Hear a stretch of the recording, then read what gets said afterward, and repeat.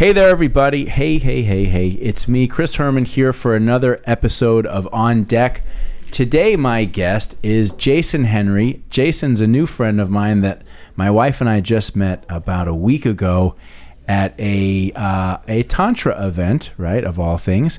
And Jason came in today. We just finished the episode, and we covered a lot of really interesting ground from Jason's entry into I think what I would try to appropriately say is body work, different massage arts, tantra teaching with he and his lovely girlfriend. We talked about Jason's upbringing and some of the challenges he went through in childhood, and then we went into, we went everywhere. We really did. We went everywhere. It was a great conversation. I really enjoyed it, and I know that you will as well. This is a different one for here on Deck, and I hope you enjoy it. So without further ado, Mr. Jason Henry.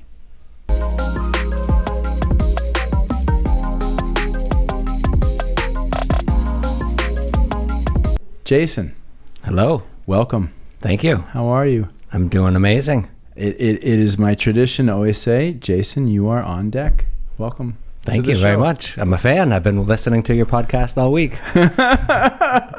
Hopefully, you didn't waste too much time doing that. No, it's perfect. I honestly think podcast is the best medium. It's great. It's digestible. It's short. It's short enough, at least for a commute. So I listen to it. It's replaced listening to music in my car. It goes in waves for me. I'm typically the same way in the sense that I don't really listen to much music when I'm driving. Every now and then I do, but podcasts and or YouTube long form videos that are explaining something have become over the last couple of years my chosen form of entertainment without a doubt. Yeah, definitely for me as well. I have to admit, I've been listening to Joe Rogan since Inception Day, basically. So I'm happy to see where podcasting has evolved to. I have not been listening to Joe, as long as you. I think I picked up with Joe probably, I want to say 3 to 4 years ago. Okay. And, as I think is the same with you, for me, just, the ability to just have, or to be able to listen to a long form conversation. The AC guys repair. David, what's up, man? See, that's how it goes. Exactly. That's exactly how it goes here. But, to be able to listen to a long form conversation where it's not scripted, where there's not like and now my next question, it's just people talking unvarnished.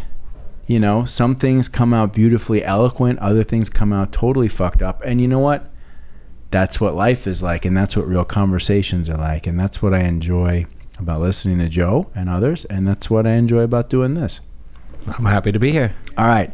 Jason Henry. Yes. We don't know each other really hardly at all. We met we met a whole, let's see, today is Tuesday, so we met 7 or 8 days ago. Correct, on a Monday. On a Monday evening where my wife and I and a common friend of ours drove down to, I guess, sort of the North Miami area in a warehousey kind of district. Yes. Where you and your lady, Tatiana, were hosting a tantra event. Yes, right? We were. And we went and we had a really lovely time, and you guys did a great job. And so we started talking afterwards, and now here we are. So I'm happy to be here. Who the hell are you? And where do we begin? Well, I'm probably a lot different than a lot of your guests that you've had on, which is a good thing. It's great to have, a wide variety of different topics that you can discuss. And I happen to be a tantric specialist. My girlfriend, her name is Tatiana Flo. She is a beautiful Russian lady, and she is also a tantra specialist as well. I'm a little bit more on the hands-on spectrum. I actually come from a body work background. I've been doing Hawaiian Lomi Lomi, Swedish, Reiki, Rolfing for years. And so I come from a very body-connected grounding into Tantra, and I specialize in tantric massage, at least for the educational purposes that you came and watched.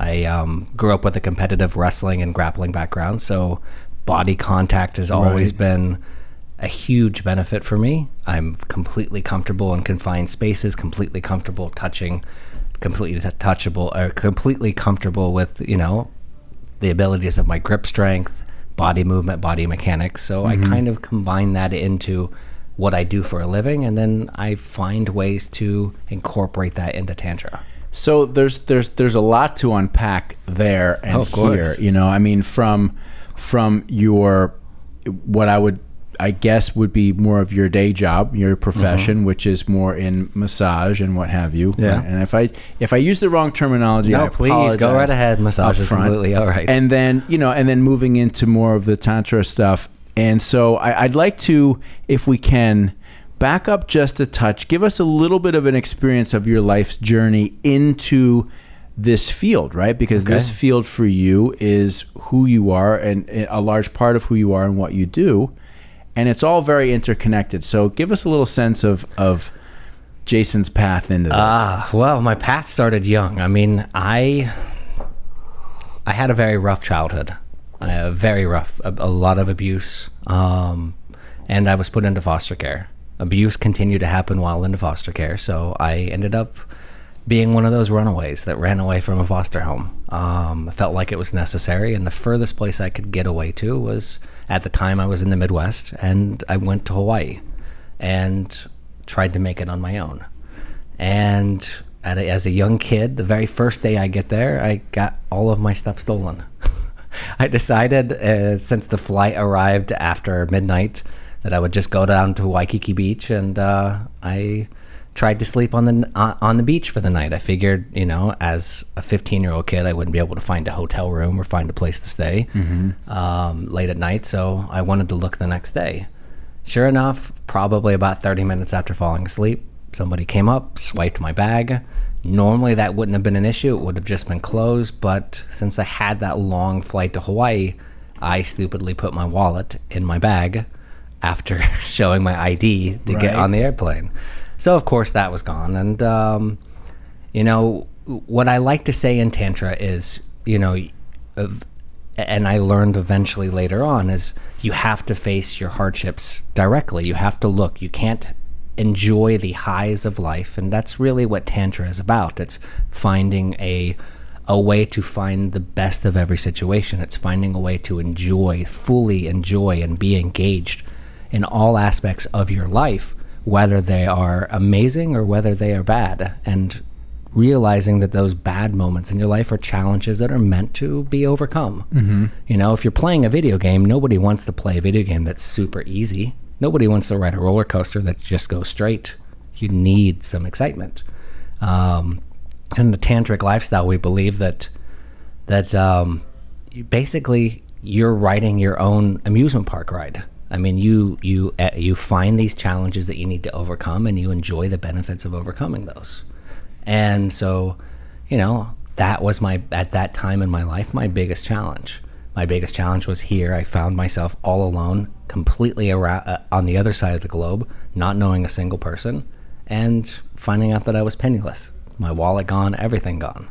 So many questions already. So, okay, so let's focus on this moment. You're 15 years old. Yeah. Probably through the sort of repositioning or redirection of a significant, my guess would be, fear of your current situation, you find the strength, courage, and conviction to literally, at 15, get up and fly to Hawaii to start over on your own, which I can't even imagine what that experience is like for anybody, much less yourself. And you find yourself, the first night you're there, you're confronted with the most severe version of reality. It's like, okay, now I'm really here, and now I'm really on my own, and I really have nowhere to turn. Yeah. So what do you do? Well, it got dark. I, scraped to make it by for the next week, just looking for an end. At that particular time, it was at the rock bottom of my life, and this is where I'll probably shock some people. At 15 years old, I went to a local pharmacy and bought about 6 boxes of sleeping pills, and got myself into a hostel. Luckily, even at a late hour, being a minor, the hostel owner, normally they require an ID, and I had told them what had happened with the beach and everything, and luckily the the owner of the hostel decided to rent me a room. Well, it's really just a bed in a hostel. Right. And she thought something was a little off. So I went upstairs, took all those pills, had my little Discman, and fell asleep to what would be the eternal sleep. So when I mean that I reached the bottom, the worst things could possibly get, and I could find that as a challenge to overcome. Of course, at the moment, I wasn't thinking of it as a challenge to overcome. I was just looking to end it all. And so at 15, here I am, apparently lying on the floor, convulsing with foam in my mouth. And she was wise enough to realize something seemed a little off. This kid was under 18, but saying he was 18, saying he didn't have an ID. And she figured something was a little strange. So she sent someone up to check on me. And luckily she did. So I woke up in a hospital, strapped to a bed with a catheter sticking in me. And they monitored me for 3 days. And again, because I was, ID-less, and because I did not, of course, want to go back into foster care because I was experiencing abuse there as well, they kept me and didn't know what to do with me. And not only did she worry about me, the owner of the hostel worry about me enough to send someone to check on me, she personally came to check on me at that hospital, and it saved my life. She vouched for me, helped me get into school there, and gave me a job at the hostel. And from that job at the hostel, she helped me try to determine what my life's path was after that point. And it was her that sent me to the first massage school, because she knew that there was a grant in Hawaii that would allow you to go to massage school if it was something that was related to a Hawaiian art. Because in Hawaii, they're really big about keeping up Hawaiian traditions. So like traditional surfboard making, or lei making, or hula dancing, or learning how to make the Hawaiian style of fishnets, or lomi lomi, which is a very sacred form of Hawaiian massage that warriors would do to each other before they went to go fight in battle against somebody else. So it's a very integral part of the Hawaiian culture, the ancient Hawaiian culture. And so there's grants that are given to people that go to school and to learn those if you live on the island. And this particular island was Oahu that I was on. And so she sent me into it because she knew I was a big wrestler. I had come from Iowa before, and so anybody that knows wrestling knows Iowa is a powerhouse in wrestling. And who is the main coach? There was like a Dan Gable. Gable, yeah. Yeah. Right. Now Tom Brands is the coach at the University of Iowa. Right. He's doing just as good. Both were studs. I mean, Dan Gable competed at the Olympics in Munich. Not a single point was scored against him. Same thing with Tom Brands. Competed in the Olympics in Atlanta. I don't believe a single point was scored against him as well. And that's pretty amazing. So I continued with my wrestling career. I went to the massage school, and I loved the aspect of it. At the time, I was still not into the tantric lifestyle. I didn't know too much about it, but I was deeply, fascinated by all aspects of massage, and I had loved the whole Western approach to it. The fact that it wasn't, voodoo, basically. I love the fact that everything that I was doing on somebody's body required my grip strength, required my ability as a grappler, but also was based in Western medicine. I love the fact that the injuries that I would be working on were the same protocols that you would be able to see if I had gotten an MRI from you. Like, there was none of this meridians and chakras and things of that nature. Right. At that time, I was all about Western medicine. And around that time, I had graduated that massage school. I got recruited. I had done very well at a few big wrestling tournaments. And the Army has what's called the WCAP program. It's called World Class Athletes Program. They use it as a recruiting tool, so they can showcase, how important sports are for the Army. But what it's really utilized for are military games. The modern Olympics actually predate what is called the military games, which are like an Olympic competition for military organizations around the world. It's bragging rights. And some of the key sports there, the military games are slightly different than the Olympics. Things are kind of geared towards what would work well in battle. So of course, like fighting arts, boxing, wrestling, running, like long distance running, shooting, things like that. They're very prized games, and every single country wants to do well at those. So the Army was recruiting, and they really excel at Greco-Roman wrestling. So Greco-Roman wrestling happens to be what I excel at, because I also was doing judo at the time, and it's very heavily throw-based, and you don't necessarily tie up the legs, you don't do a lot of shooting, but it's heavy in the throws. And the Army actually has the best Greco-Roman wrestling program in the United States. They're based at Fort Carson, Colorado, and they have a world-class facility with a coach, Anatoly from Russia, who was a several-time world champion and gold medalist, who's actually the head coach for the Army team. And the Army would send our freestyle wrestlers to the Olympic Training Center across town, and the Olympic Training Center sends their Greco guys to us. Mm-hmm. So that was my only job in the Army, and that's the whole reason they had recruited me until 9/11 happened. 9/11 happened, they dropped the funding to the program, and next thing I know, I was shipped off to war. Okay. Jason, hold on a second here. Hold on. It's quite a bit to digest. Yeah, no. Well, we've covered a pretty significant chunk of time there, and during that period of time, there's I believe a lot led me to Tantra, so I'm giving you the whole backstory. Yeah, no, and so I want, if I may, I want to back up, because to me, I'm already like, I'm connecting these threads, and I'm thinking it's so it's very interesting.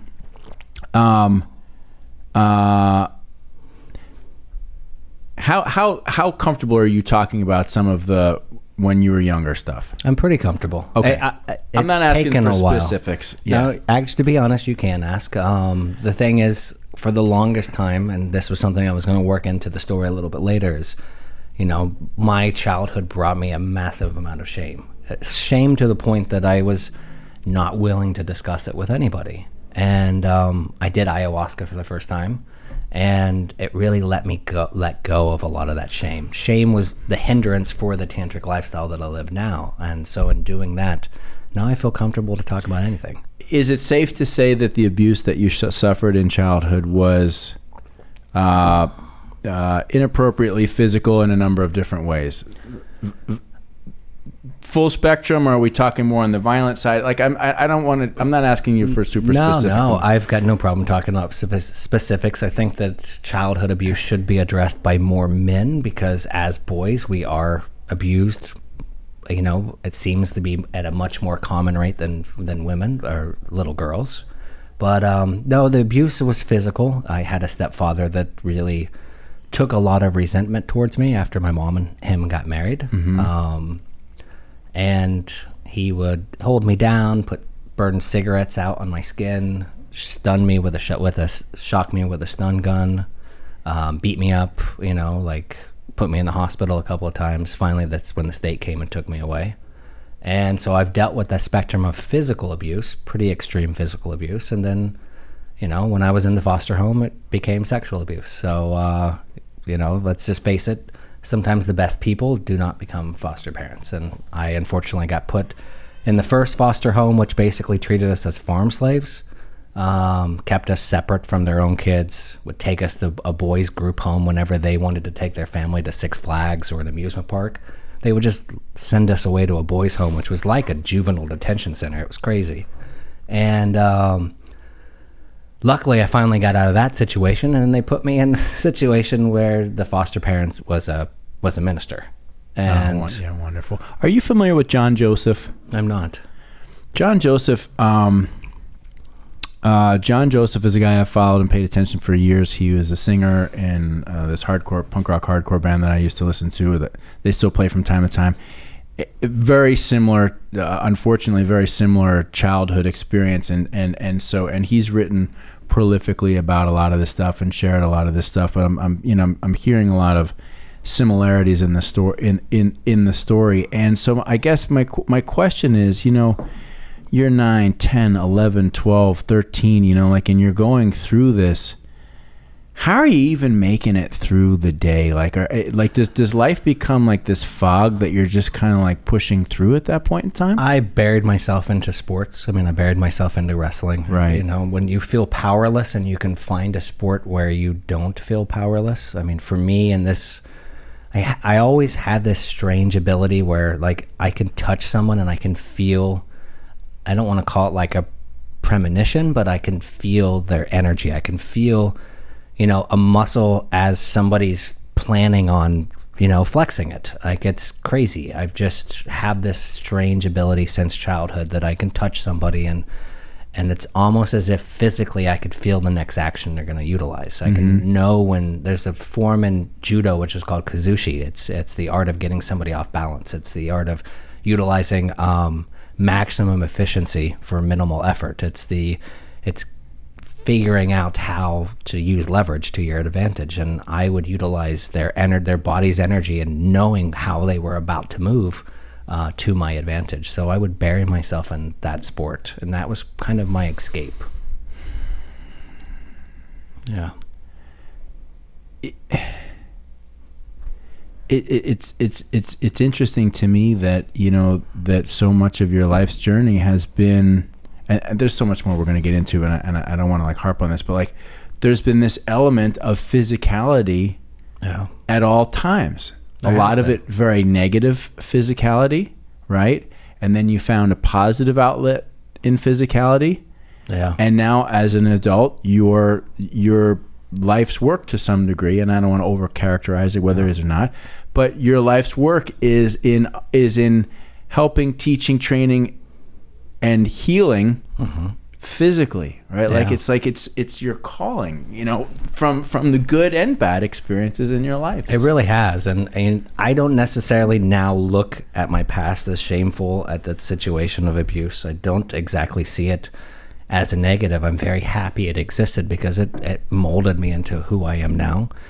The fact that I had, bad father figures growing up makes me an amazing father now. So I look at those, what people would call missteps, and I look at those as obstacles that I needed to overcome so I could be better at challenges in the future. Well, it'd be safe to say from my perspective that you're not talking about missteps. There is a great deal of shame associated, for anybody that's been through any type of abusive situation. And, it's really unfortunate because the shame, does it come from a sense of I should have done something different, or I should have not put myself in that situation? Because really, as a child, you're in a situation that you have almost no control over. So shame is the sort of the normal reaction, but it's intellectually, it's completely inappropriate reaction. Yeah. Right? There shouldn't be shame in such a thing. There shouldn't be.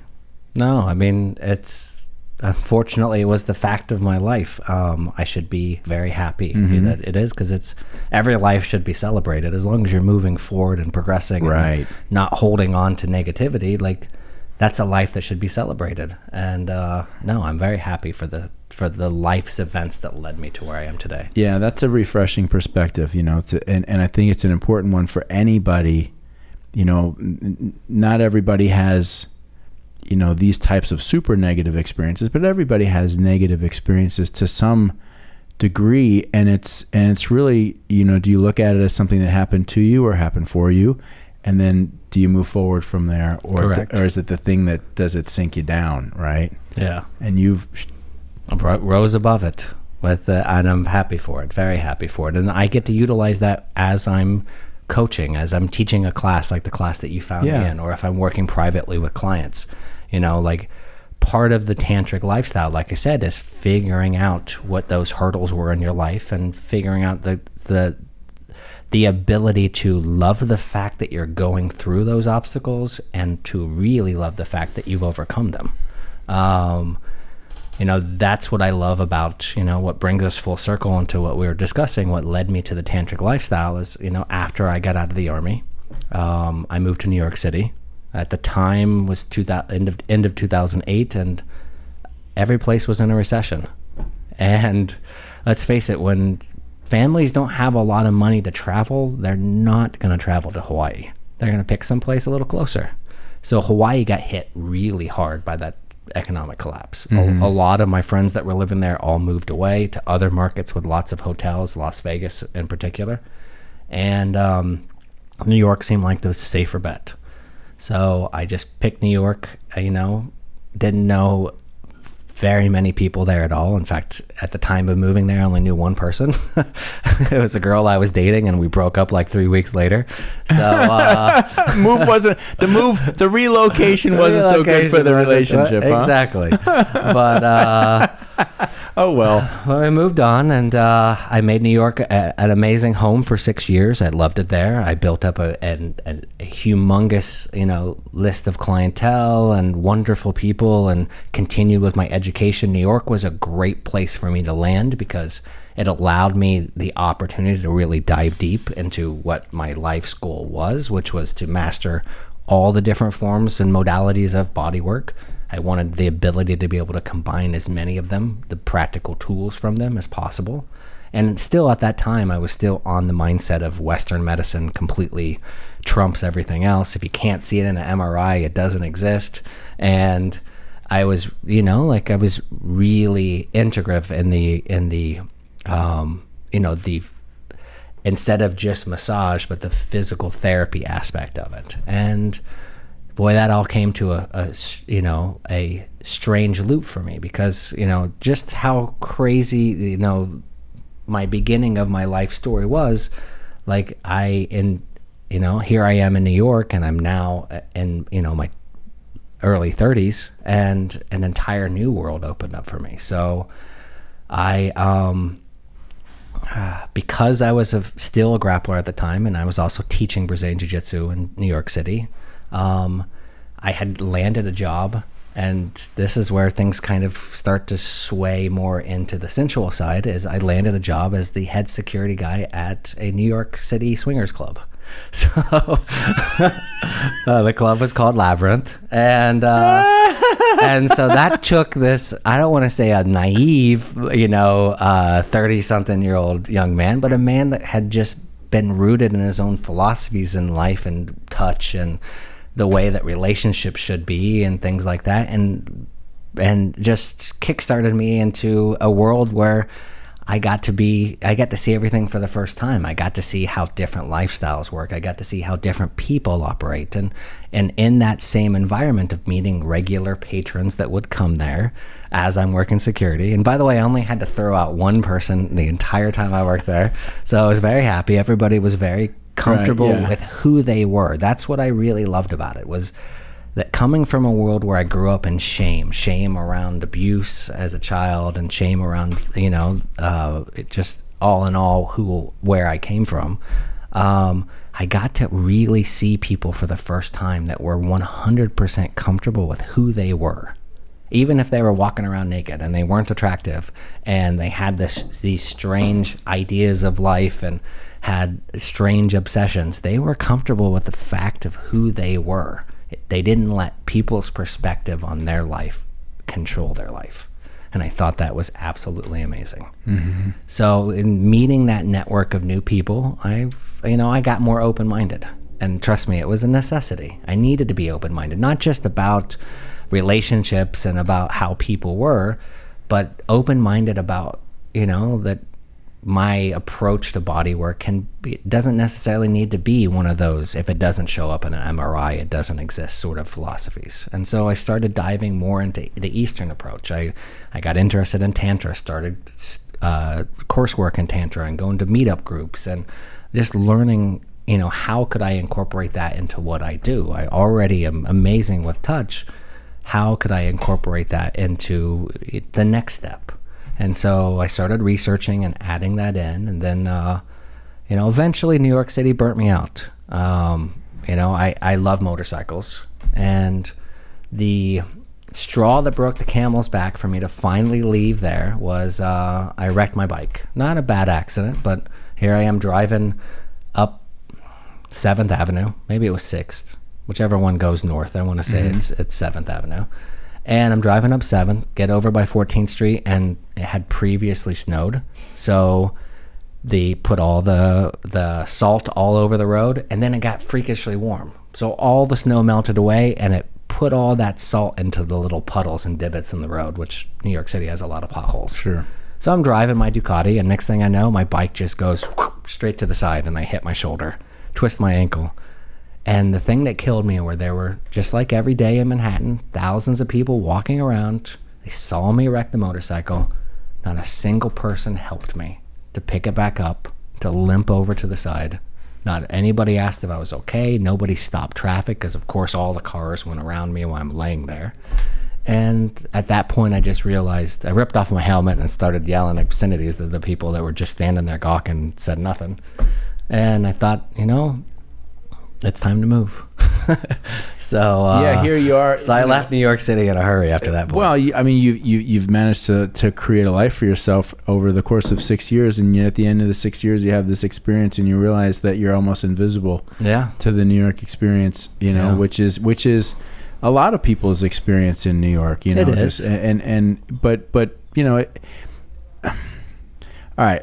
Backing up again. All right, let's rewind a little bit here. Okay.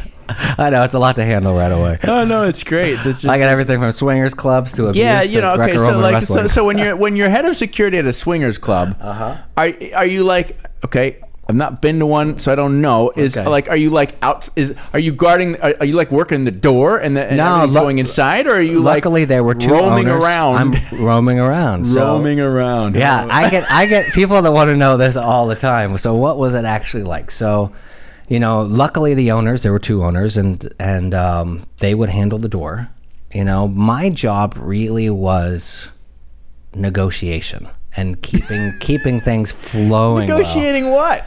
Negotiating the fact that most swingers clubs are just couples only, right? But this swingers club, for an extra charge, would allow single guys there. Ah. So part of my daily job there, was basically making sure that none of the single guys were just being creeps, right? Like keeping them out of the couples only areas.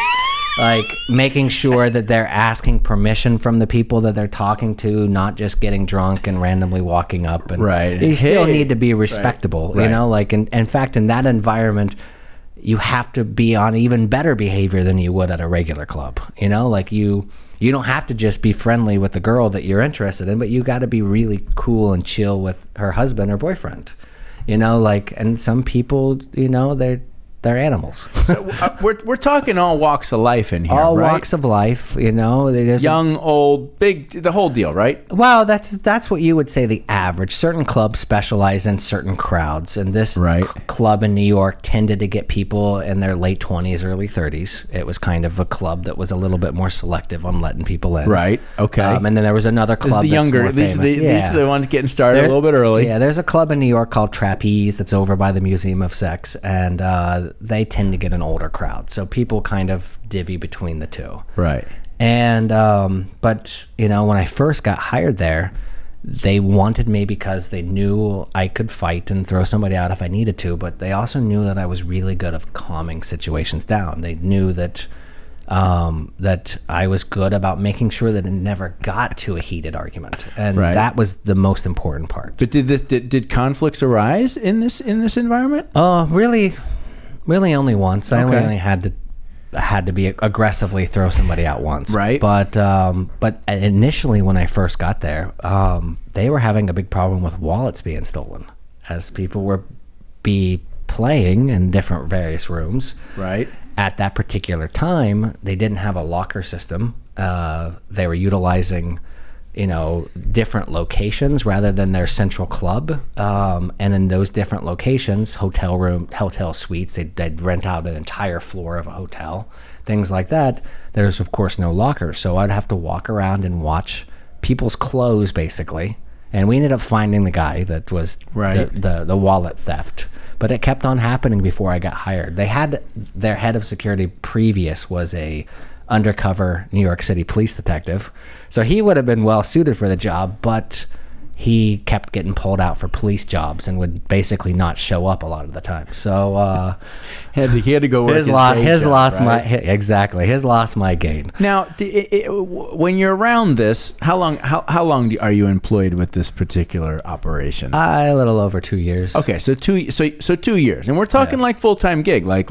Yeah, I mean, a swingers club usually isn't open every night of the week. Okay. This one in particular was 2 nights a week, some during the slower parts of the year. Okay, so you're putting in 15 to 25 hours a week at this gig. Oh yeah. Okay, so and you're around this and you're seeing it all going on. Explain what that does to your brain, right? From like when you first start, there's got to be a little bit like, holy shit, like maybe a little of this, and then you start to get comfortable with it, and you just realize like, okay, yeah. And then I mean, let's face it. Then you become desensitized, and it's just like. You do become desensitized. It's like being in a restaurant. For a little bit, exactly. But there's a sense of wonderment when you first start as an adolescent. Well, I don't want to say adolescent because I was late 20s, early 30s. Right. There was a level of excitement and intrigue that would be found in any male that would happen to, upon that situation.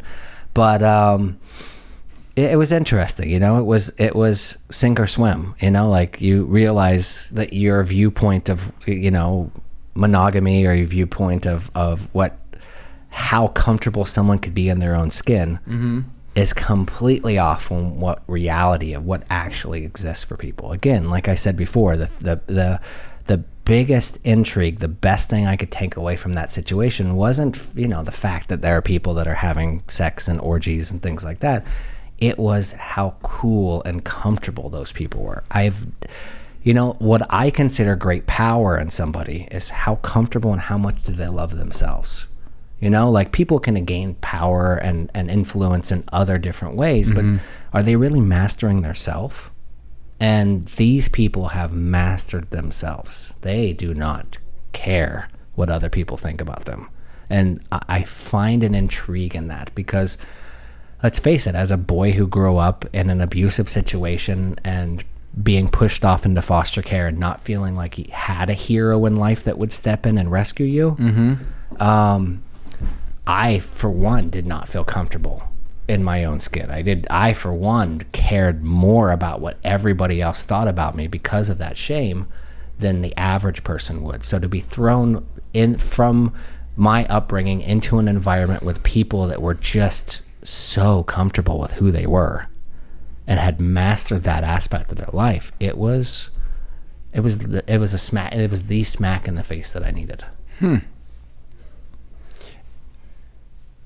So that's the lesson. I don't want to say the lesson, that's maybe not the right word, but you walk away from that experience and you go, you know what,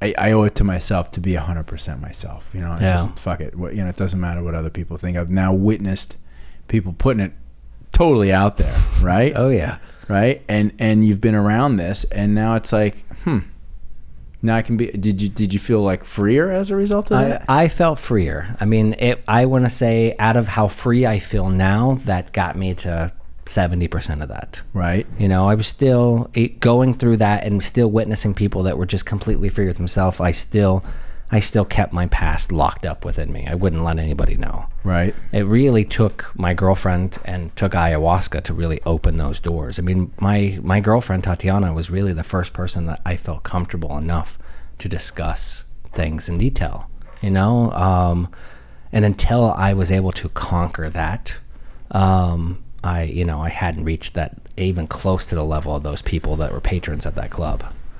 So you kept a lot bottled up inside for a long period of time. I did. Right. And really, if I'm just putting like the mathematics together, because I think you said the other night how long you and Tatiana have been together, which is not terribly long, but only a year-ish, right? Yeah, about a year. So you getting to the point in your life, at this stage in your life where you're actually able to be comfortable talking about this kind of stuff, this is a very recent stage for you, right? Where it's like, okay. Yeah, I felt like I had spent enough time developing the tools for what I later became as a tantra coach, developing the physicality and the physical aspect of it.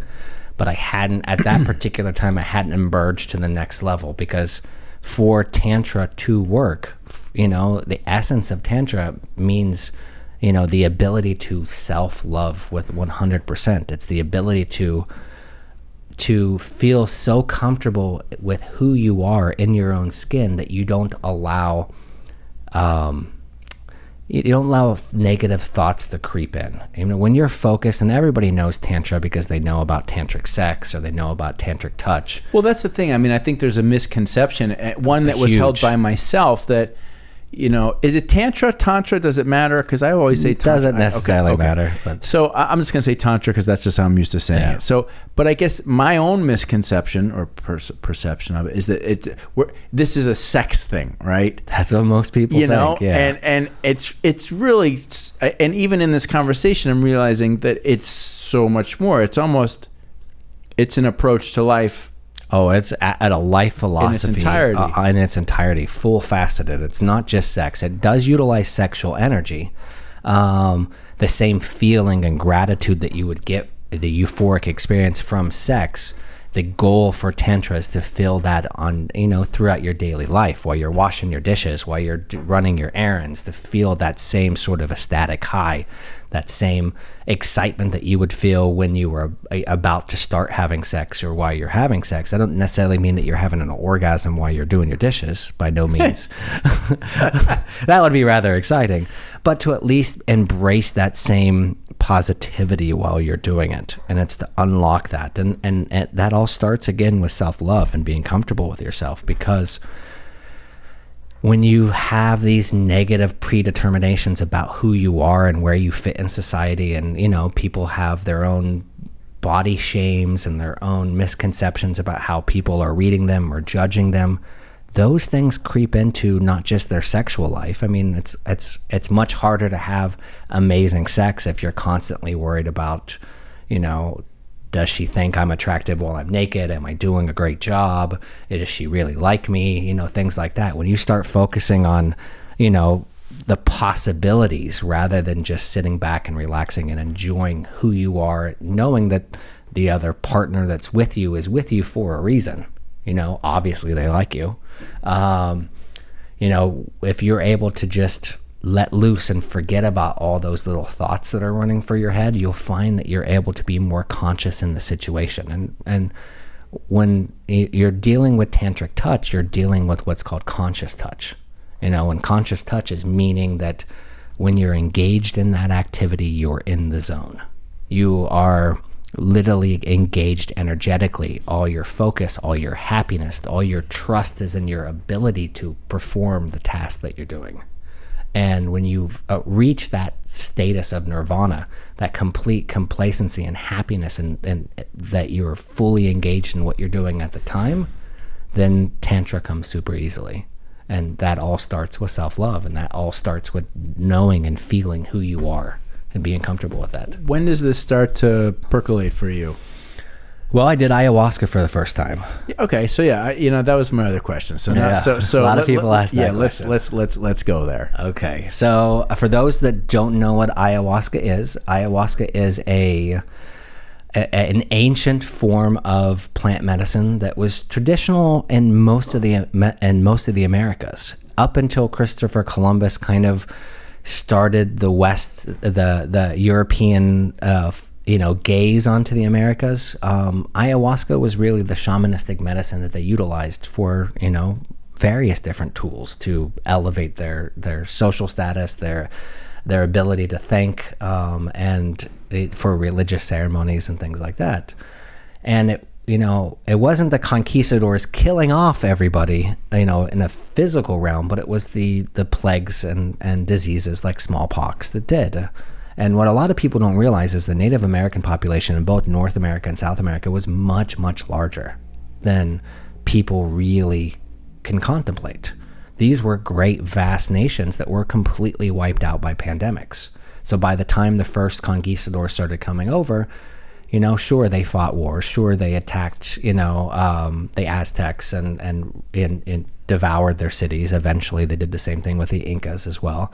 But by the time they got to the Incas were mostly wiped out. They were a much smaller civilization than they were before first contact, because of course before the white man started pushing himself into the interior of the country, those diseases found their way first. So these were civilizations that were wiped out, and it almost became like a lost thing. And so what ayahuasca is it's a 2-part plant medicine that's brewed kind of like a tea. And so one of those is chacruna, and one of those is ayahuasca. Now what ayahuasca is it's a very powerful MEI inhibitor. And what that does is it blocks an enzyme produced by, I believe, our liver that disallows the absorption of DMT that is found in almost every leafy green plant that you ever consume. Now, what DMT is DMT is this neurotransmitter chemical that's found in every animal. In fact, we're the only animal that can eat these leafy greens and not get the high from it. But we produce a little bit of it in our pineal gland, and that is discharged when we die. That is the neuropathic chemical that's released that gives you that light at the end of the tunnel, right. That euphoria, that's like eating the forbidden fruit. You know, it's the embrace of knowledge and love of the universe. That's what helps you when you're getting eaten by a bear and you're still alive, and now you got all the psychedelic chemicals going through your brain, so it's, you know, you're not in complete agony. Right, you're transitioning. Exactly. And a lot of people believe that you get just a tiny little bit of that DMT while you're sleeping, and that's what buds the whole dreaming process.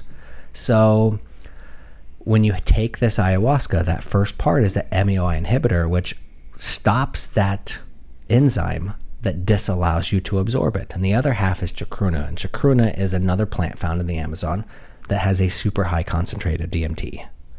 So in essence, when you take that chemical compound of both of those together, you get an upcharge of DMT at the same levels that you would basically moments before you die. And so I had other veterans that had gone through the war. Shout out to my buddy Cole Bagwell. He was also on the wrestling team. One of the most outstanding wrestlers I've ever seen in my entire life, from Oklahoma. And being in the Army really messed him up. He took a couple of stumbles in life and was dealing with some, post-traumatic stress and things of that nature. And he decided to start going down to Peru and doing ayahuasca ceremonies, like legit ayahuasca ceremonies, and going through this great effort to fly to Peru and go all the way out to the jungle. And I thought, wow, this guy's crazy, but it radically transformed him. This was a guy that thought he had nothing left in life, and now had this exuberant, incredible world after doing it. So I was envious but scared, and I met Tatiana. We started dating, and she had briefly told me about ayahuasca, and I had dropped her off to do a private ayahuasca ceremony with Shaman Omar, an amazing Afghani-American shaman. Has the best medicine. Anybody who ever wants to do ayahuasca, that's the shaman to work with. And I met the guy who was very comfortable, and then I also meet Tabor, which is a close friend of ours, and he had previously done ayahuasca. And what Tabor was able to do for me that Cole, my buddy who had done ayahuasca, and Tatiana were unable to do was to switch my idea of, should this be something I should give a try to? And he said, listen, Jason, when you do ayahuasca for 4 to 6 hours, you're going to feel like a god. You're going to feel like you've been transported to a universe where you're swimming in the largest ocean you've ever seen. And that water is going to be the most immense love and knowledge you've ever felt in your entire life. And the best part about it is you get to bring a tablespoon of that water back with you. So you understand that knowledge and you feel it on a daily basis. So for me, I was like, wow, that's great. And I not only at that point did I want to do it once, I wanted to keep coming back and getting more cups of that water. So was that your thought process before doing it? That was. And now I'm a strange fluke that it takes me. I don't know if it was the fact that at the time I was on antidepressants. I had been taking antidepressants for years. I was drinking energy drinks, like 6 to 8 of them a day. Oh my God. To kind of counterbalance the lethargic kind of, sedative aspects of the antidepressant. And it was just a never ending cycle. When I was in the war, the only water that I knew was boiled that you wouldn't get dysentery from was coffee. So I became a huge coffee addict, over there. Most people do. And so I come back to the States and I just dive headfirst into Red Bulls and Monster energy drinks. And I was drinking them like crazy. And I did that first ayahuasca experience. Stopped, even, called CVS and refused the refills on the antidepressants. Never taken one since. And came back home and told my girlfriend. We opened up the fridge, took all the energy drinks I had and just poured them out in the sink. Haven't touched them since. And for me, that was a huge hurdle because I had conformed my life around making sure that I always had them in a handy supply because I was drinking them so often. And That's just one of the many benefits from that very first ayahuasca for me, at least in the physical let's realm. not distill it down. If I don't mean to shortcut you, but to distill it down to the energy drink. Like you finally make the decision to go do this, right? Yeah. Did you go to another country? Nope, I did it here. You did it here in Miami. In Miami. Shaman Okay. Omar has a residence here, and so he does ceremonies usually in homestead on the grounds of this beautiful mansion. It's an amazing experience. Sometimes he does it at this beautiful yoga studio here as well. And so I've done them mostly here in Miami through him. I've also done a workshop that he did in Costa Rica, which was an amazing, and I'll tell you about that. So you've done this multiple times now? I've done 9 ceremonies now. Wow. Yeah. Okay, so, all right. Since September 11th. September 11th was my first ceremony. September 11th has marked several important aspects of my life. It ended my wrestling career because, we went to war. Right. And then started my new life. Okay. Yeah, let's focus in. I'd like to know a little bit more about the first experience, like give people who are watching, listening, learning, because, listen, people talk about ayahuasca. Like it's talked about, it's a thing. Everybody knows somebody who did something somewhere. But you just get this kind of shitty bystander things like, oh, it was terrible, I threw up, or I was sick, or was it? So ayahuasca experience can be broken into 2 realms for me. Mm-hmm. Okay, so the second realm, which I'll touch on later, is how the experience feels. The first realm is how, and the physicality is, what is the ceremony like, and what are the experiences physically that you go through. So everybody knows about the throwing up part, right? And it's part of ayahuasca, right? So not everybody throws up every time. I do. My girlfriend does not. But what that is normally throwing up really sucks. It hurts. It's uncomfortable. It's shameful. But when you're on ayahuasca, it feels like a release. So ayahuasca is a medicine that makes you look within, find what your troubles are, and release them and let them go. All right. And that releasing has a physical aspect of it. You can release it through various different ways, but most of the time people throw up. And it almost feels like when you're throwing up, or when you hear somebody else throwing up, especially after the first time you've done that, you almost want to applaud them. Because they're getting rid of Exactly. It's almost like an offering. So every ayahuasca ceremony I've been to, the shaman will have you'll have beds, you have mats on the ground. Usually you bring your own. Some places they'll have theirs. And then they put a bucket there, usually with a trash bag liner on the inside, and a couple of paper towels. This has got to sound terrible, but I get it. Yeah. But you take the ayahuasca, and one by one you start to heal, because it takes 45 minutes, an hour before it's really in the system, and then you're not throwing up right away, and you're not throwing up a lot. You fast before you do ayahuasca, so you're really only throwing up a little bit of water and some of the ayahuasca you drink. But there's this strange feeling while you're on it, that when you throw up, it feels like it's energetically coming out of every aspect of your body. Like you throw up and you feel it coming from your toes all the way up. And every time, none of the throw ups have ever been by surprise. All the throwing up, you feel things working up, and you sit up, and it's almost as if you're throwing up and presenting an offering to ayahuasca, like, here's my proof that I'm in the zone, here's my proof that I'm into it, and I've let go. Like you throw up with authority. And I'm telling you, it's like you throw up with, when I throw up, one of my experiences I did, there's a thing like in Japan, part of the ritual experience. People call it hara-kiri, but it's called seppuku. And in seppuku, that is the disembowelment in Japan. And they normally take off the robe in a very specific way and loosen it up, and they make a celebration out of it. And then they'll do their cutting, and if they start to scream, a second will cut off their head. Usually their best friend or someone they can really trust to do the job correctly. And when I'm throwing up in ayahuasca, I almost feel the same ceremonial aspect. Like one time I was wearing an Afghani robe that the shaman gave me to utilize to keep warm, because it was a little cool. And I did the exact same sort of movements without even thinking about it. It came subconsciously. And then after the aspect, I'm like, wow, I just disrobed in the exact same way without even thinking about it. But it was a very ceremonial thing. Like, this is a presentation. I am about to throw up and let this go. And when I'm throwing up, I'm actually ingrained in thinking about, am I throwing up my shame? Am I throwing up this event that has been traumatic to me? And then once you do, you let it go forever. Like for me, it was dealing with abuse. It was dealing with the sexual abuse from the foster home. It was dealing with the abuse from, my stepdad, the physical abuse. It was dealing with the neglect that I felt like because I didn't have extended family members jump in and save me from foster care.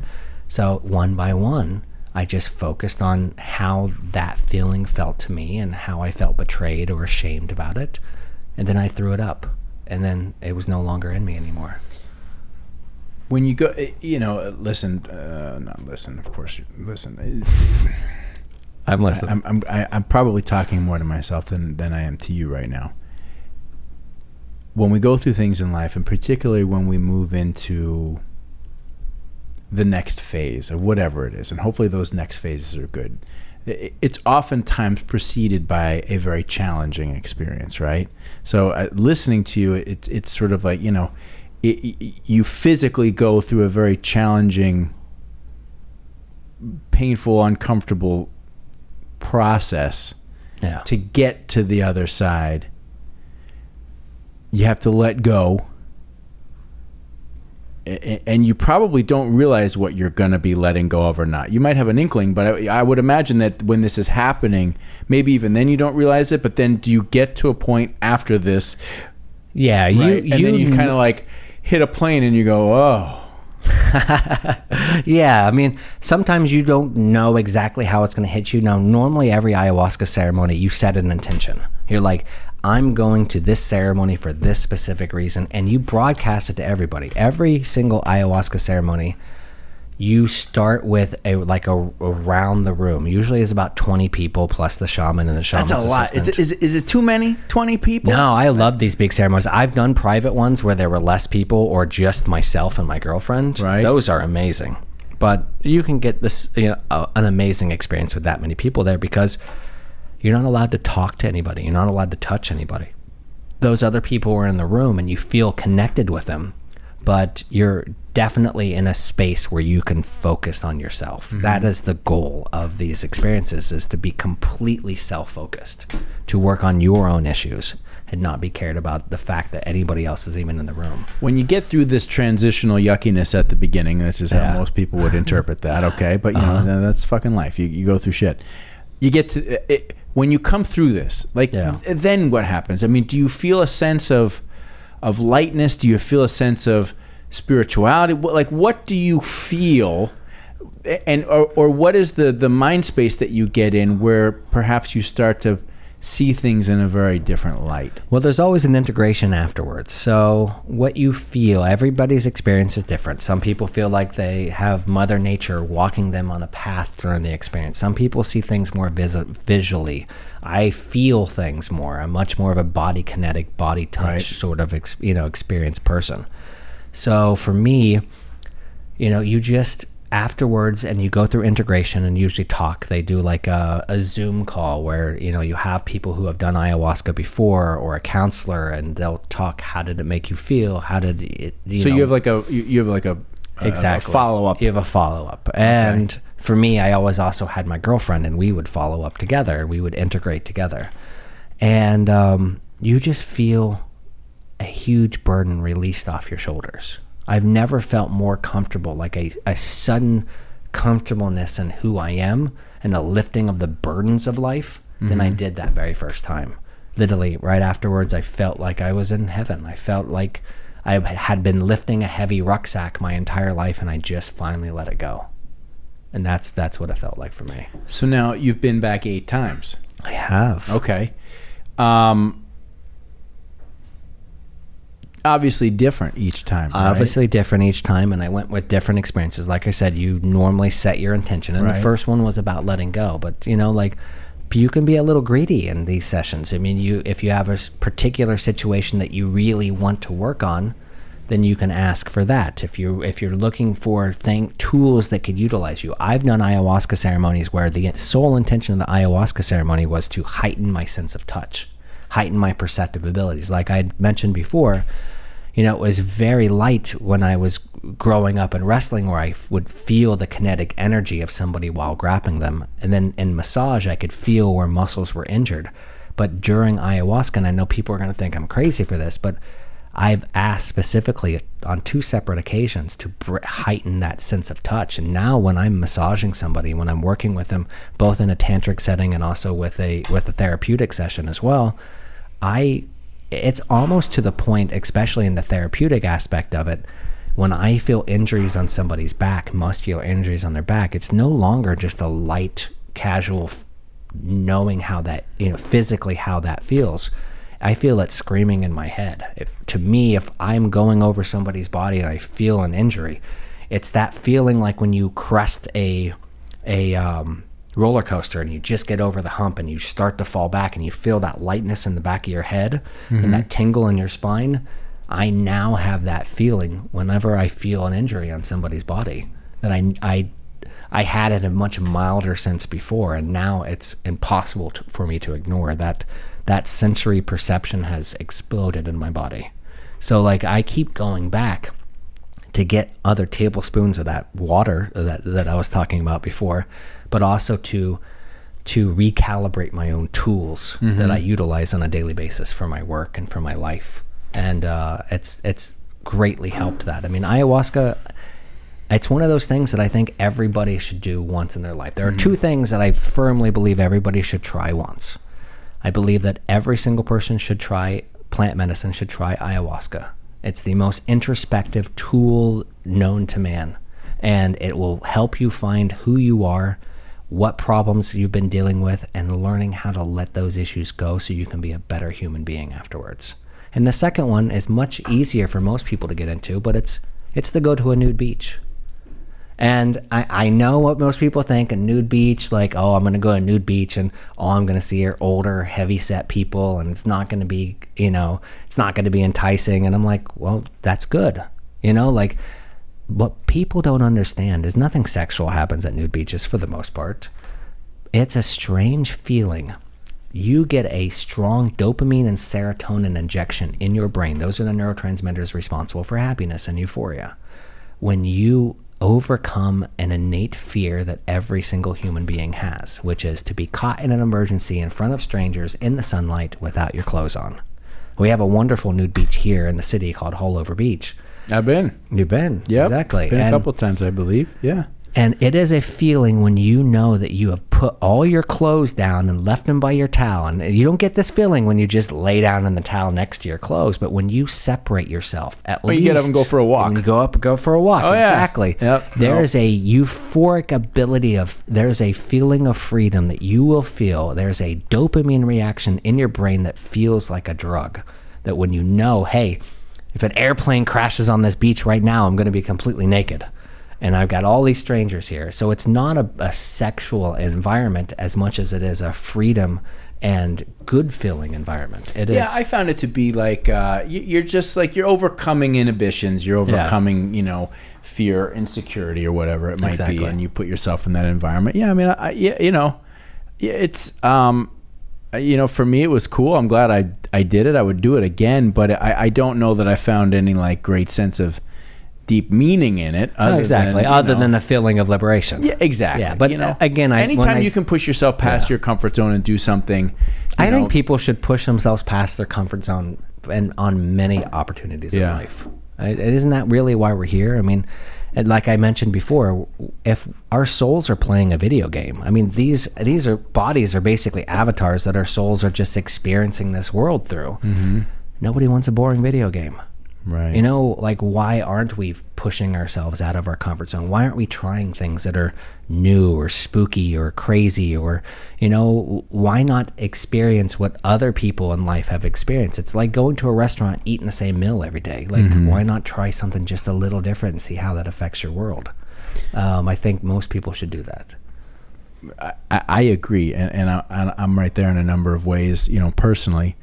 And professionally, and I find it for the first time in my life, I find it like it's exciting, right? Yeah. We're going in a very different direction here with the business, And it's something that I, to some degree have been fearful of for a long period of time. I bet. And I think it was really I just wasn't ready yet. I wasn't ready. And now I feel like, oh, I'm ready. I'm ready. Good. I'm ready to go out and do some stuff that's going to feel a little awkward, that's going to feel a little uncomfortable, push me out of my comfort zone. And I will tell you that doing this podcast for the last year plus, I mean, this will be episode like 87, I think. Congratulations. Thank you. The practice of just sitting across from people, which I've always enjoyed, but actually doing it, with intention, has really, given me a greater sense of confidence in my ability to communicate to anybody. Because I used to be, and I still can be a little shy at my first, I tend to feel the situation out. I don't go blasting into a situation, right? Yeah. And so it's more my approach to kind of, settle it in. But I used to be much more reserved and much more held back. And having just done enough of these now, it's changed my approach and how I feel comfortable communicating to everybody. I can see it in your mannerisms. I mean, I have to say, the first thing I told Tatiana after meeting you, I'm like, you have an intense gaze. Like, you focus in when you're in a conversation. You lock in. Most people, their eyes are kind of all over the place. Mm-hmm. Like, I could tell you are comfortable in the conversation space, comfortable with yourself, comfortable with any avenue that it goes to. Like, there's a sense of confidence. I mean, I heard it on Joe Rogan just yesterday. When you've hit that 10,000 hour mark, when you've spent enough time doing that same thing over and over and over again, you become rather comfortable. Yeah, Malcolm Gladwell, tipping point. Exactly. Yeah, I think so. It there's a lot to be said for that, and it's clear that you're there as well too. Yeah. Having done what you've done, isn't it funny?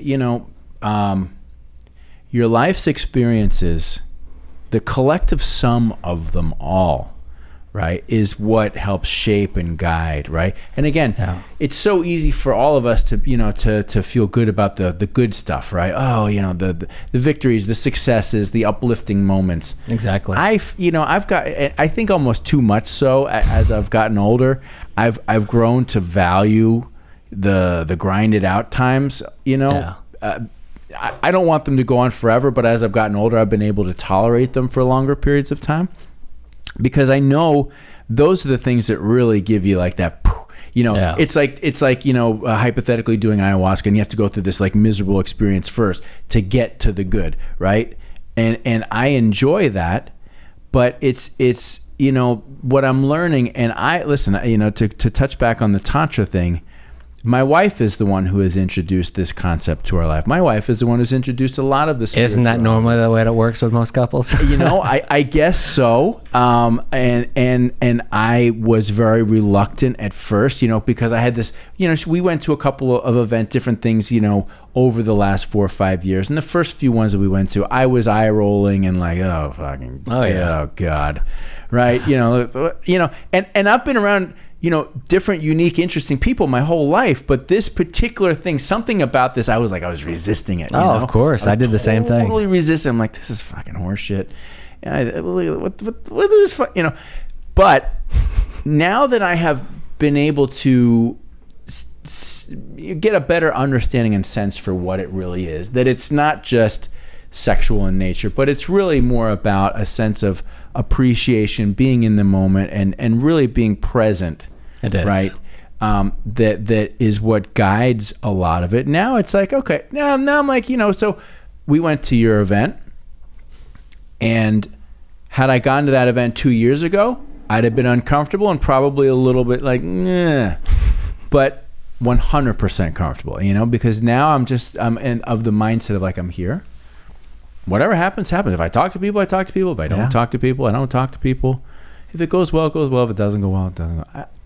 And it's you not they don't care. You guys did amazingly well. I mean, I walked around while teaching, and you guys were locked in on it. It was amazing to watch. Oh, I'm having fun with it too. Exactly. It comes in handy. Trust me. But I'm also having fun with it from a humor perspective. Like we'll be in the kitchen, and I'll be like, I'll just grab like a pot, and I'm like, Exactly. It's given me a great sense of comedic enjoyment in addition to what is else. But, so I thank you for that, because here we are having this conversation, right? Again, we're getting to know each other. I'm enjoying that. I'm enjoying it. It's good to get to know you, and it's good to learn about your path, because that's really, I find it fascinating. I find it fascinating to see what leads people to where they're at in life, because sometimes it's easier to see it in others than it is to recognize it in yourself, right? It is. And so you've been through some tremendously negative experiences, right? Emotionally and physically, but that have led you in this journey to bring something special, particularly in the world of physicality, to other people. So I guess my question after that statement is, at this stage in your life, can you say, okay, I, Jason Henry, am this, and this is what I'm here to do? I definitely can. So actually, before I touch into that, please, I need to use the restroom. Yeah, let's. Is it okay to have a little break? We can totally pause. Tom, we're pausing. Okay, now we're rolling again. We're back. We took Awesome. a little bathroom break. I appreciate that. No, you are more than welcome. I understand. I actually. Okay. Collecting the thoughts after the bathroom break. And so, Jason, here we are. We're back, and we were talking about. I think the question I asked you is that, okay, yes, life's experiences, these lessons, the ayahuasca stuff over the last 9-10 months or so, has led you to a sense at this point in time that you have a clear sense of purpose. I do. And that purpose is to help people achieve the same level of satisfaction of who they are that I do. Like, I've been through this journey. I understand a lot of people have negative aspects or shame that they're trying to, sweep under the rug, or burdens that they're carrying on in their life. And I've decided to make it my mission in life to help other people achieve the same level of personal freedom that I have, the same level of comfortableness in their own skin, whether they had the best childhood, the best adult life, or whether they had stumbles along the way. Like, that's my goal. We come from a society right now where people are, like, if they feel like they have deep shames or personal issues they need to work with, they just go to a counselor who just sits and listens, gives some advice, and usually sends them home with the medicine they need to take. And in actuality, what those antidepressants or anti-anxiety medications are, it's helping you push that further underneath the rug. It's just burying it. It's not solving anything. Do you think, like, therapy certainly has its place, and it can be very productive, but it can be. I don't want to say it's like an old-fashioned thing, because it's not, but true healing and understanding and really being able to move past some of the things that hold people in their place or can be crippling emotionally or spiritually, it takes more than just sitting down an hour a week with somebody and blah blah blah blah blah blah. Exactly. Like, that helps, right? Yeah. But there's just got to be so much more about it. Well, it just feels like the Western approach with psychiatric and coaching and counseling. It's just you're offloading those problems. You're finding that one person that you can just kind of tell them what your issue is, and sometimes just verbalizing those will be very calming and very therapeutic for people. But they're still holding on to that same thing. And until they have that ability to express those openly to the world rather than just secretly in private with one medical professional, they're not really feeling a liberation from it.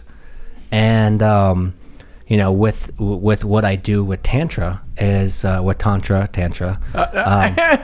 even I use them interchangeably. I think it's the Midwestern upbringing and the Midwestern, commonality. We like to call it Tantra instead of Tantra. But,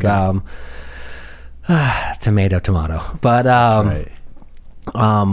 What I and my girlfriend are striving to do is help people become better people from within rather than utilize external sources for it. And I believe we've developed a system to achieve that. I mean, we call it Love is Freedom, and we now do these coaching sessions, we do these group classes as well, and we're trying to help bring this to the forefront, because right now we've hit a perfect time frame.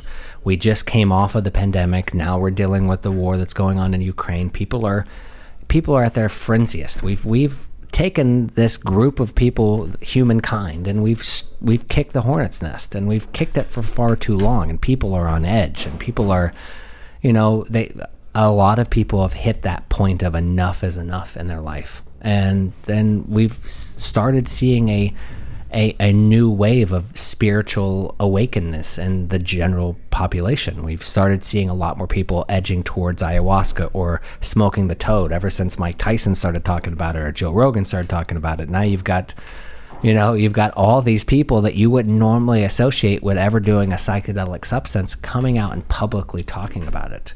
And we're starting to see, marijuana laws become much more open and accepting all across the nation. We're starting to see research being conducted for psilocybin and for ketamine for veterans coming back with post-traumatic stress.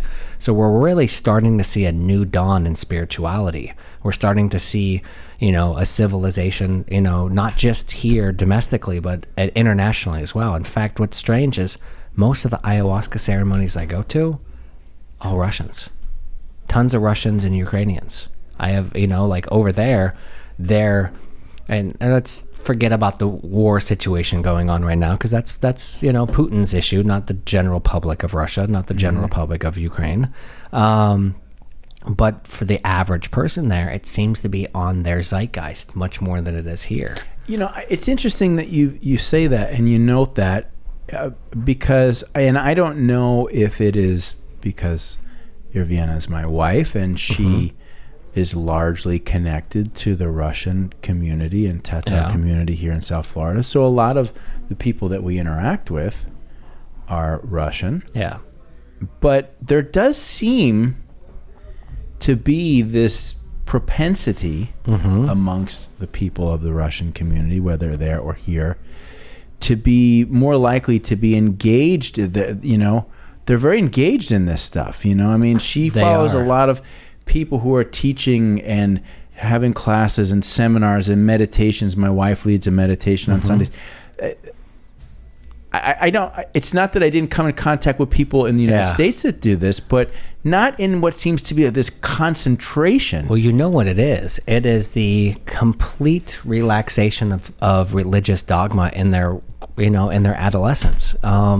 During the USSR days, the Soviets, I don't want to say outlawed religion, but they really put less of an emphasis on the Eastern Orthodox, church's influence on their day-to-day lives there. And so religion was just something that was kind of looked down upon and pushed to the fringes of society. So they've got generations of now adults in Russia that did not necessarily grow up with Bible school and Sunday school. And I'll have to say, I've got zero problem with religions. I grew up with, a predominantly Protestant upbringing, at least socially.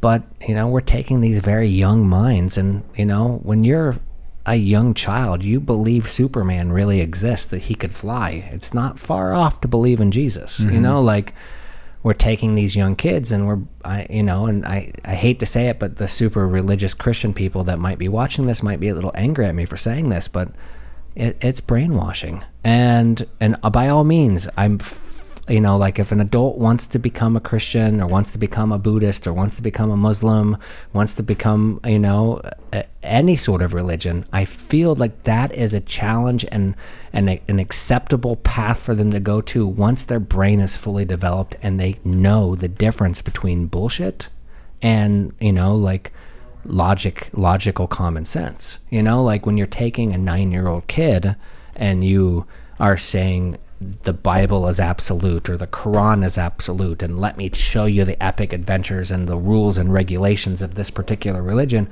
without giving you a choice to know what the other options on the table are, I think we're doing a disservice to our youth because of that.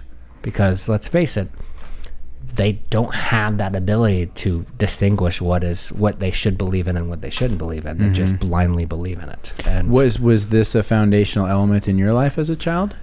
I can't say that it was to the point in a positive. In all actuality, for those that are listening to this, yes, I am slightly jaded on the subject because I, of course, was put into a foster home that was run by a minister that was an abusive minister. So I do have that slight tinge to religion.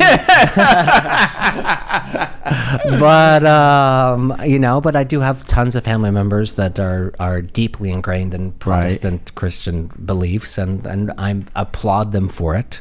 There is a certain level of happiness and satisfaction that you do feel with the commonality of a group religious setting. There is a level of oneness that one would feel being in any environment with people that believe in the same common beliefs. So, in actuality, going to a church as an adult with other people that believe in the same church ideas as you gives you a sense of commonality and camaraderie that I think as a healthy human you need in life. There are several things that I think that every healthy human needs, and one of those is finding an environment where they can feel a commonality with everybody else.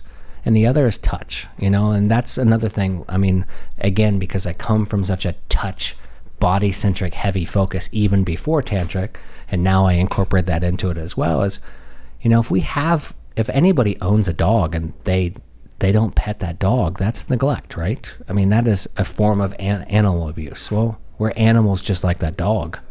I believe firmly that every single human should have that body-to-body connection with somebody else, whether it be a massage therapist, whether it be tantric sessions with a lover, or whether it be, in a harmonious relationship with somebody. Everybody needs petted just like that dog. And there are certain things that the body, there are chemicals in the body. Oxytocin is another neurotransmitter that is released through body-to-body contact. That is the bonding chemical. That's the neurotransmitter that's released in a woman's body before she gives birth. That's the sole reason why she goes through all that hardship, not just with pregnancy, but the actual labor in itself, and doesn't want to completely neglect that baby afterwards. That's the same chemical that's discharged in your brain when you're cuddling after sex. It's also the same chemical that's discharged when you're getting a massage. That chemical is necessary for human functionality. It helps you become a better person when you're touched more. It's the same thing with a dog. If you see a dog that's never pet, is that going to be a very healthy, happy dog? Is that going to be a dog that you're going to be comfortable being around? But if you have a family dog that is constantly being rubbed and constantly smiling and wagging its tail and loved, I mean, you physically see the difference between the same species of the same animal with two completely different, thresholds of bonding between you and that person and that animal. And the same thing goes with people, so I firmly believe that, again, my life's choice and my career path towards helping people, touch seems to be the easiest entry point and the easiest door that I can personally use to help them achieve liberation. I see your smile. Nicely said. And something that I think a lot of people don't realize how easy it is to overlook. Yeah. Right? I mean, just like, everybody gets caught up in their day-to-day. Yeah. And I think we notice it when we have a baby in our lives. I saw you with your son, and first thing your son came over here, didn't want to come in here and hang out with the camera equipment, was reaching up outright to be picked up and held. We realize that with other people that are our kids, that we need to love and touch and, comb our fingers through their hair and things like that to make them better people as they evolve. Mm-hmm. But as adults, we tend to forget about it, and especially when it comes to ourselves personally. Yeah. It's interesting. You're right. Yeah. We over time through experiences start, shutting down little pieces and little areas. And, I made a commitment to myself, and I'm still trying to see through on that, but is that, as I've grown into an adult, if you will call it that, it's like an adult with a million guitars and a humongous, this office of yours is like a playground for adults. And that's the point. Yeah. Is that I want to do all the things that I enjoyed doing as a kid, which was playing, like building shit with Legos, riding my bike, skiing, playing guitar, talking, performing, those types of things. that I enjoyed his play. I want to make sure that I have created a life in that I can do those things for personal satisfaction and to earn a living and hopefully continue to grow a company. Yeah, it's important. With like-minded people. That's what I want to do. That's what I'm trying to do. Working on it. I think you're succeeding. This is an amazing place. Thank you, Jason. Thank you. It's been great spending time with you. I think I'm going to segue us out of the conversation now, only because I know that you have a call to jump on shortly. And the next topic, so I'd like to, if you're open to it, do another episode sometime in the near future. I would love that. And I would like to talk to you about your military experience. I would be happy to breach that subject.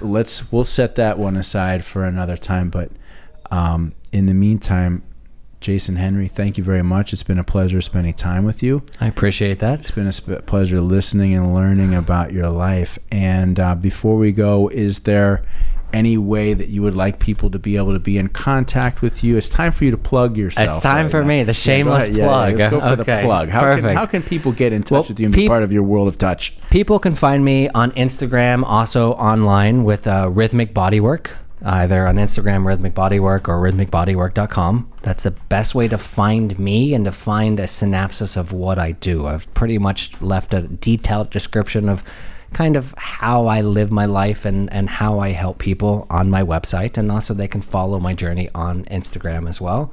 Again, Rhythmic Bodywork. My beautiful girlfriend who does co-facilitate my group activities, my lessons that you took part in. She is on there, Tantra Energy Coach. An amazing, amazing woman. I work through the body. I work through healing through touch. She's much more on the philosophical, integral aspect of it. She helps people build their life. She's great for transitions, for somebody that's coming through and deciding, hey, I want to start to focus on a more spiritually inclined, more self-well-being, lifestyle. And she helps people find that path. She's really good at that. So Tantra Energy Coach for her, Rhythmic Bodywork for me. Reach out. I love speaking to people. We have classes. We are doing our next group activity on the 6th of June. It's a Monday. I believe we're starting at 7 p.m. like we did last time. And it'll be at Tantra Studios, which is in North Miami. We'll be dropping on all of our Instagram pages. We'll be dropping links and information on where to book tickets. This one will be, the event that you went was just Tantric Touch, an intro to Tantric Touch, which we would do more advanced later on.